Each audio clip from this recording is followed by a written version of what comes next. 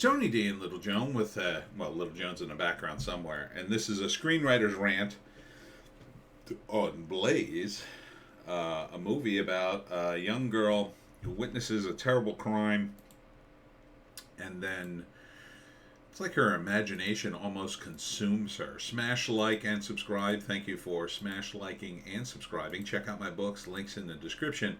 Comedy Horror in South Jersey. It's The Pineys, books 1 through 9, available at Amazon.com. Don't forget, Kindle Unlimited is free. So she witnesses this woman getting attacked, and it traumatizes her. And she's a young girl.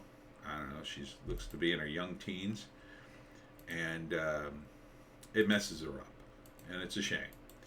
So, and this is from the producers of The Babadook. A very good movie. And you won't be alone. I'm not sure I saw that. And she keeps seeing the guy.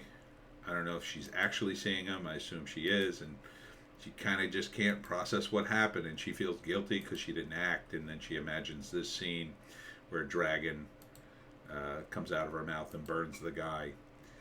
And it's just, she's just all messed up and this is her heavily tattooed therapist, I guess. I don't get this. Like, what is this? What is this whole look? This doesn't look like a serious medical professional to me. This looks like the bartender in Tattooed Moms on South Street. Anyhow, spectacular, says Variety, and you can trust them. It does look like a good premise, at least. She sinks further into fantasy because she can't process what happened to her. And then I don't know what happens because it doesn't really tell you. It's more sort of one of these movies that is like so obsessed with itself that it just kind of saying, well, isn't the premise good enough for you people? Rather than giving us, it just gives us fluff from critics who I guess love it and other little tidbits of, other than the therapist, the girl, her dad, and the victim and the guy, like, I kind of don't know much about them or even what city they're in. I think, I want to say New York, but then I think I'm hearing a lot of English accents, so I'm not sure. I don't think it's New York. I mean, it still could be. Sorry. Had a rough day. Anyhow, I like the premise. And here is a synopsis. After accidentally witnessing a violent crime, a young girl is left catatonic with shock and struggles to make sense of what she saw, ultimately finding renewal in the estimable world of her own imagination. I mean, maybe.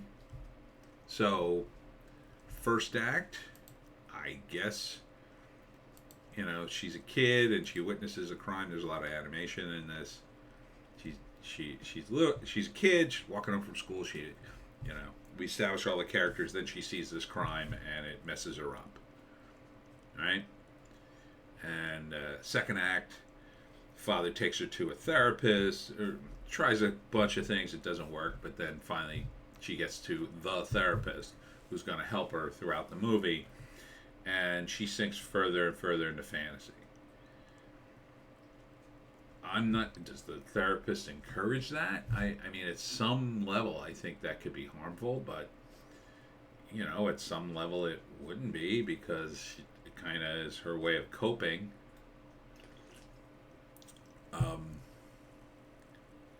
But at a certain point, it becomes unhealthy, I would say, if you're just laying around and fantasizing all day. You can't have that. At some point, she would have to deal with the trauma. I'm not seeing that in the trailer. There's a lot of cool visuals. So I'm not sure that's the right message to send in this movie. Like, oh, just retreat into fantasy and it'll all be okay. No, in a regular movie, what would probably happen, yes, she would use fantasy to sort of buffer herself, but at some point the therapist would reach her and say, you have to cope with what you saw, and then she would, and somehow move on with her life or get better.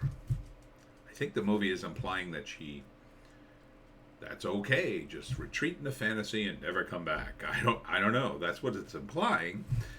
I don't see how that could be the ending, but they call it a fantasy movie. So maybe it's a made up fantasy in which, in the third act, the protagonist retreats in the fantasy never to return, but she's happy, so okay. I wouldn't want that ending. I wouldn't go with that, but I'm just guessing at the ending at this point. Not a lot of information here. I think in a normal movie, at some point, there'd be a crisis where she retreated so far in the fantasy she gets herself in trouble somehow. Either she walks into traffic, imagining a forest full of friendly creatures, but really she's walking into the middle of a highway, and maybe she gets hit, or maybe her father rushes out to save her and gets hit by a car, and that triggers her to not do this anymore, to live in the real world to save him, and then that brings her back, and she's finally ready to face reality. I don't know, I'm just spitballing here. It looks cool, and I like the premise. Beyond that, I'd wait for another trailer or some more reviews before I commit to seeing it. But maybe. And that's all I got. Oh yeah, sorry. And that's it for me, Tony D, and squirmy little Joan, who's mad at me for reasons I won't go into. Check us out on Odysee, Bitchute, and Rumble for our more base takes. Joan interrupted the news, but other than that, it went okay. Thanks for coming out to the Smithville Art Walk today, where I ran out of 4 different books of the Pineys, so thank you for that. It's a good problem to have, to run out of books. I will be, where am I going next week? I'm going to Second Time Books in Morristown on Saturday, which I'm really looking forward to. We've been setting this up for a while. And I'm going back to Lucille's Luncheonette on Sunday, the next day on the 25th. So it's going to be another big weekend. I love Halloween, and we'll see you in the next one.